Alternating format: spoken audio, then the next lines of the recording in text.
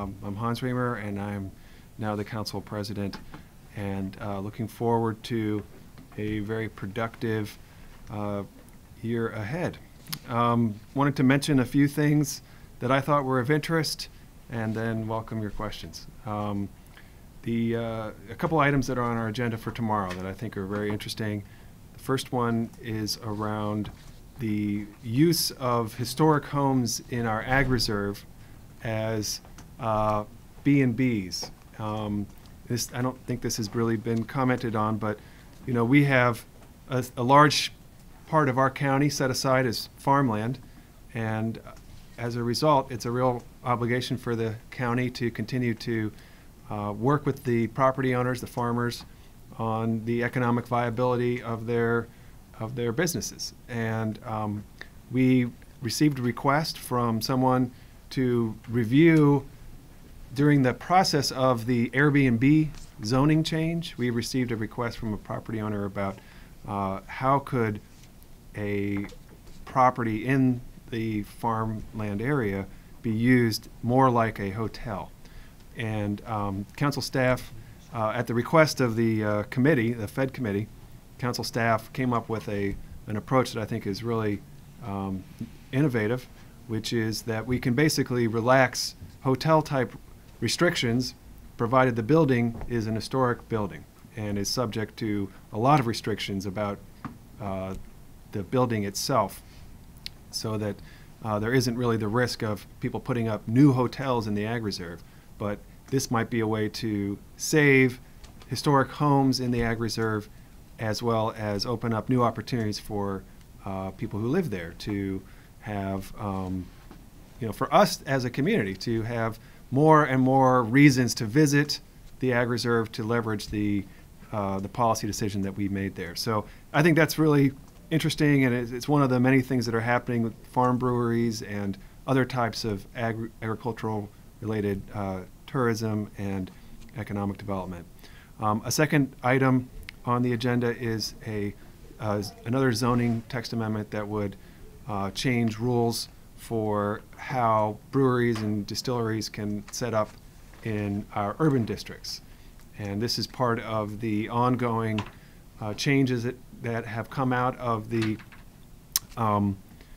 Nighttime Economy Task Force initiative from a number of years ago, which has led to a whole wide array of changes in particularly in alcohol laws, but also in others. And this one would codify the right of a brewery to set up as a brewery. It doesn't have to be secondary to a restaurant. You can set up a brewery even if you don't necessarily want to run a restaurant. And we have entrepreneurs that are already proceeding with this type of business model, and they're eagerly waiting the council's action to make it fully legal. So that is coming up. We are also voting as a body on a resolution calling on Congress to act to extend DACA and TPS. There are thousands of people who live in Montgomery County who are, able to work without fear, to live without fear of deportation, thanks to DACA and DPS. And unfortunately, this administration has put a cloud over their future, and we are calling on Congress to act, to pass a Clean Dream Act, to extend TPS so that the thousands and thousands of people who live in our community can, think positively about the future and invest in their education and pursue employment opportunities and provide for their families without a fear that they could be deported at any moment. And I'm hearing about dreamers already who feel that they may have to essentially go into more of a fugitive status rather than investing in their own future, their own education, the well-being of themselves and their families, if there isn't some kind of change that's made. So that is a significant issue for Montgomery County, which really strives to be a welcoming community, an inclusive community, and is frankly a community of immigrants. That's what Montgomery County is, and that's why we're a great place to live, and we want Congress to take action to protect our lives here. Finally, there is a significant fiscal update tomorrow at the council. and we are going to be reviewing the news that you've seen, the revenue projections that you've seen about well, the revenue projections that you've seen. So, you know, we've already commented on this at length. I'd be glad to answer questions, but I think the overall picture here is, as always, we need to be cautious that the road in the next few years at the moment is a little bit uncertain regarding federal tax law and how that will cascade down to the county. We're already seeing some effects of federal tax law in that people may have been withholding their gains in anticipation of future changes. But we have, you know, you get an average from highs and lows, and we always have tremendous variation in our revenue projections. And frankly, this isn't terribly different than what we have worked our way through in the past. And so while we are cautious and proceeding carefully, this is something that, you know, we know how to deal with, and it will, you know, moving forward with strict fiscal policy that garners AAA bond ratings from Wall Street. That's business as usual for us, and we're going to keep doing that here. So we're expecting a fiscal savings plan from the county executive in the next few weeks, and we will move to consider that right when we return in January from recess. So those are my prepared notes. Thank you. I apologize. I wanted to actually start today just by expressing the condolences of the county council on behalf of our entire community for the victims of the tragedy on 270 over the weekend with the loss of Carlos Wolf and Sandra Cohen. As you know and have reported, Mr. Cohen was a lieutenant in the Rockville Volunteer Fire Department, as well as the family of Naveed Saperi, the Whitman student.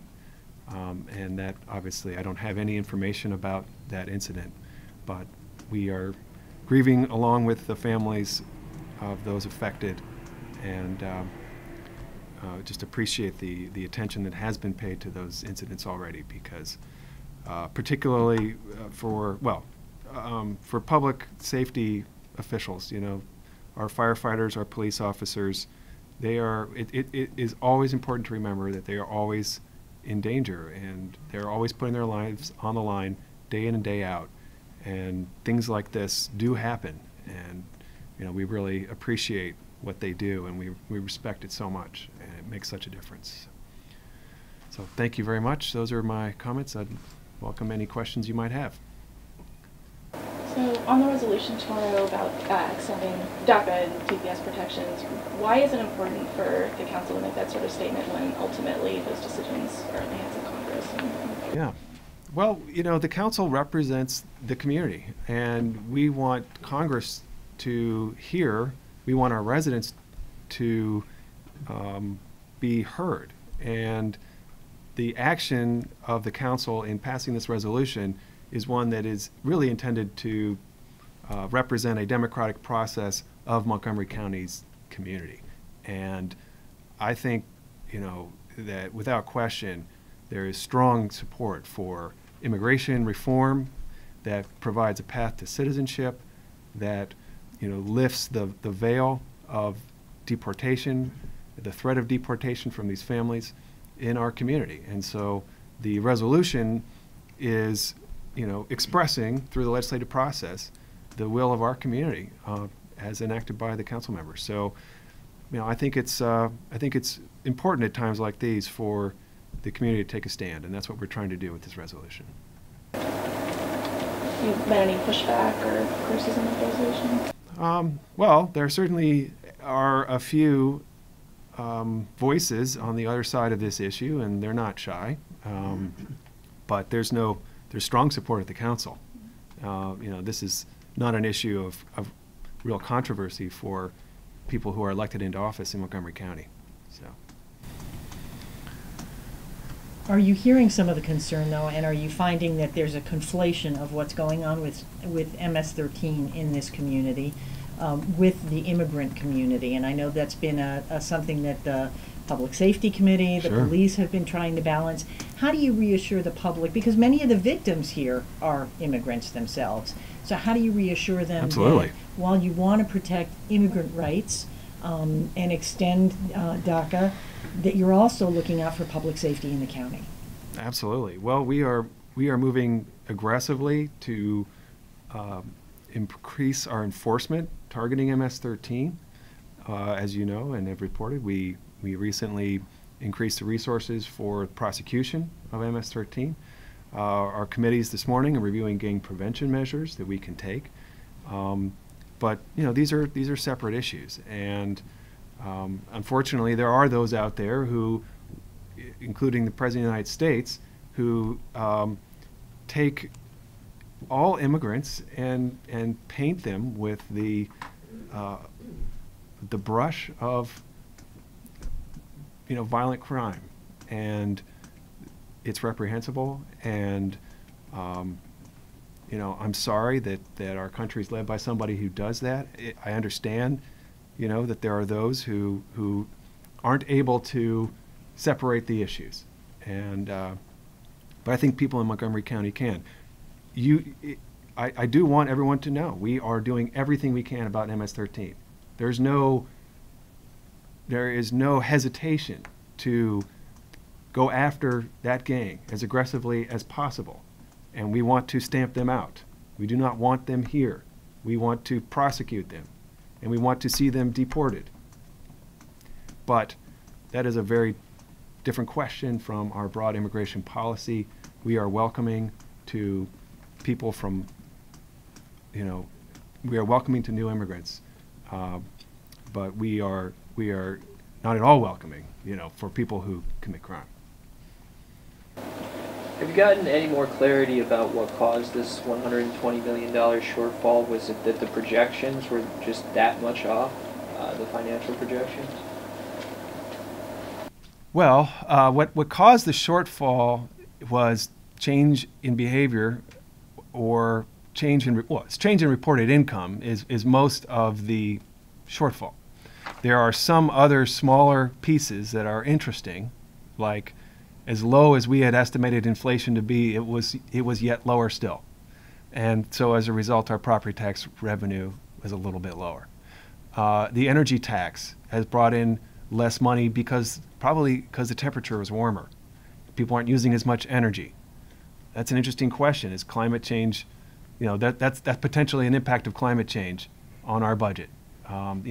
These are real issues, but most of the funding difference, as this memo lays out, which I think is fascinating, is a lot of it is attributable to our higher income earners, and they were reporting lower incomes at that time through their tax filings. So some of that could be due to anticipation of a change in federal tax policy that would enable them to keep more of their funds if they withheld taking their gains. Some of it could be due to market circumstances at the time that they filed. We don't fully have that parsed out, but we are fortunate in the county to have many people who live here who are extremely wealthy, and we have an income tax. Not a lot of local governments have an income tax. But as a result of that, there's a lot of variability in the revenues that might come in, and that's why we have to continue to hit our targets for our reserves. And that was the big lesson coming out of the Great Recession, was we need to have a very substantial reserve fund. We need to get up to 10%. We've been doing that year after year, and are continuing to stick to that is one of the reasons that we continue to get AAA bond rating. Doug? For years we've been hearing that the very wealthy are just going to export their income to lower tax states. Is there any evidence that that's what you're seeing now? That would not be something that would have happened abruptly. This was a real variation that seemed to be a moment in time variation. If you look earlier in the year, you didn't see this kind of variation. So I don't think that's likely what's going on. The overall economy, as you know, in the county is strong, and the job market is strong. We're continuing to see strong forward movement. So I don't think that would account for much other than at the margins.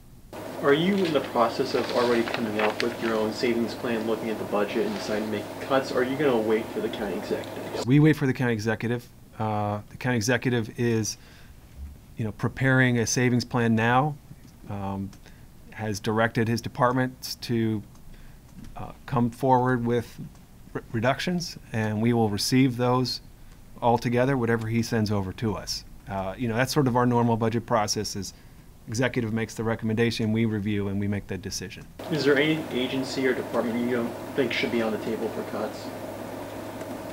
I think everything should be on the table, and we should be measured and cautious about what we do. I think we don't want to undermine our core service areas. We're not going to do anything that's going to jeopardize our mission in the schools, or with public safety. But I think that we can absorb a savings of this kind without really, undermining the success of those program areas. But does that mean you're going to cut them?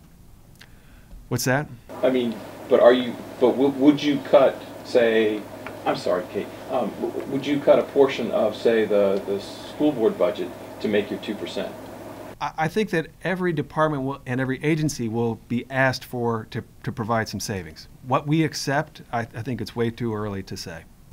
So do you oppose the notion of asking for 2% across the board?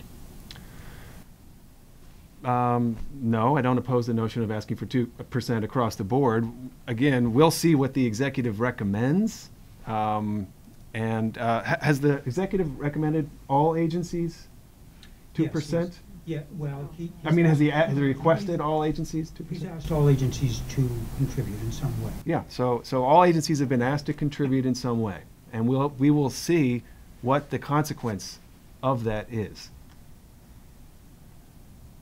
Looks like the bill regarding performance animals is going to be on the agenda tomorrow as well. Do you anticipate that to pass? I do think that will pass, yes. Could you talk a little bit more about how that will benefit the county? Well, that is legislation that continues the council's commitment to animal welfare, and I think we are fortunate to have an enlightened point of view about how animals should be treated. And what I've learned, I think what many council members have learned, is that a lot of these performance acts, the animals in them would not perform if they were not threatened with violence, and that is not something that we think we should condone. And so we're going to proceed to make that change, and I think that will help educate people who live here that we have a responsibility to the welfare of all the creatures. The county executive asked the school system to look at maybe whether it can make cuts. If the school system comes back to the county executive and the council and says, we don't think there's anywhere where we can make cuts, will that be the end of the conversation with the school system regarding whether it should cut its budget? Well, I think the school system does take the situation seriously. So I don't think that they will come back and say we couldn't find a penny.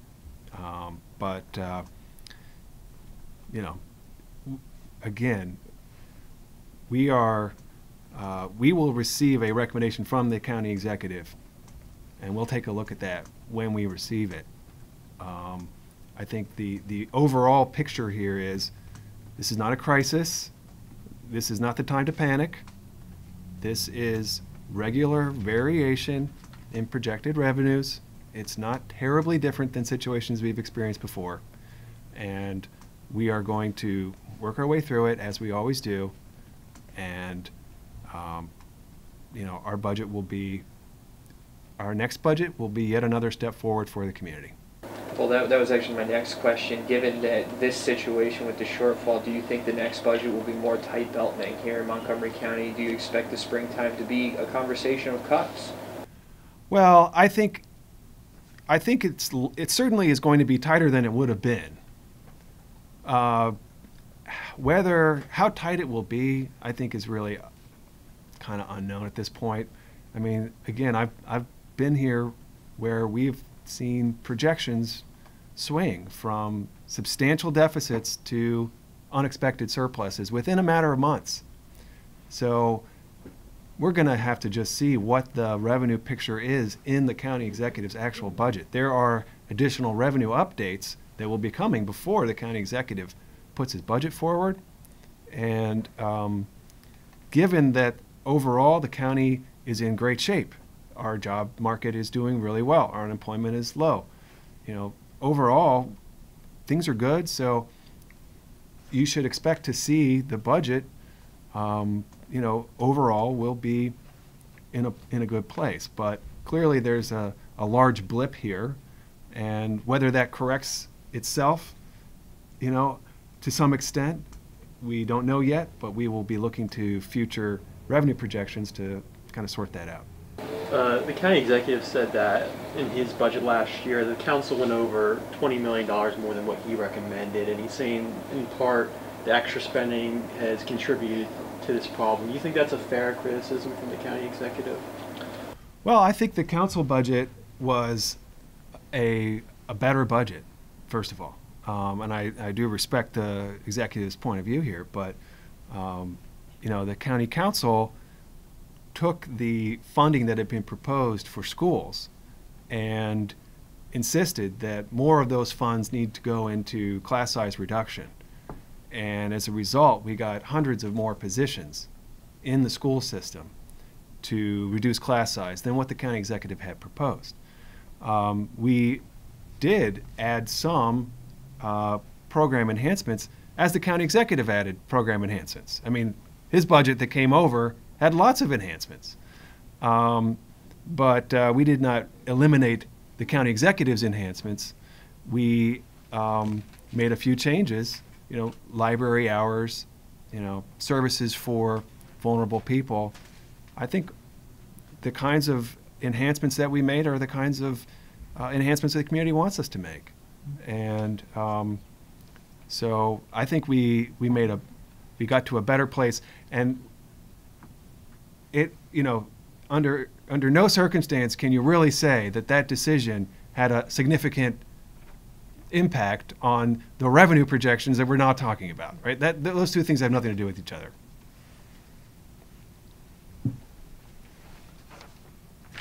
And I would just comment, by the way, in last spring, in 2017, the county executive had this to say about the council budget. This approved budget reflects our common priorities and values for the county for the upcoming years. It is prudent and provides a blueprint that should help us to weather some of the potential challenges posed by possible federal budget cutbacks, as well as by slower revenue growth and needed ongoing expenditures. Together, we have balanced our county's needs and top priorities with the resources available. So, county executive was quite pleased with our budget in 2017, the fiscal year 18 budget, and I think that those comments speak for themselves. You mentioned when you took over the council presidency that you would look to expand pre-kindergarten, early childhood education in the county. Do you see a way for that to happen in the next fiscal year, given the lean budget possibly coming up, the budget shortfall this year? Right. Well, I'm asking the same question. I am eager to see how revenue projections will be updated and to see what resources we have available in the end. And last year, in the FY18 budget, the council took a very substantial step forward on early childhood. We made Head Start full day for schools where it wasn't full day, and we added millions to subsidies for low-income families to get child care access. And I'm hopeful that we'll be able to do that and more in this year's budget. Whether, what the resource environment will be at this point, I just don't know. But I do think that there's strong support at the council for investing in early childhood, and if there's a will, there's a way. Will you push for a sugar tax or some kind of new form of revenue to fund early childhood education? I am at this only considering the revenues that we have, and the budget that we'll be taking up will include only those revenue sources that we have.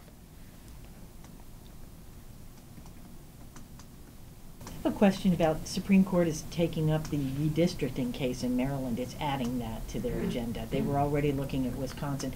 Do you have thoughts or concerns about the layout of those? Well, this is District 6. I think it was District 3 that was described as a broken-winged pterodactyl. Yeah. And these were drawn by Democrats. Do you have Yeah. concerns about those? Well, a lot of us here at the council spoke out against that redistricting map, and we felt like it was, it went too far. And, we certainly have compliments for the representation that we've had, but, we felt like that district was just drawn, there are several districts that are drawn that are just too much of a stretch. And frankly, it's not surprising that they would be part of a challenge. And, yeah, so not terribly surprised, I guess.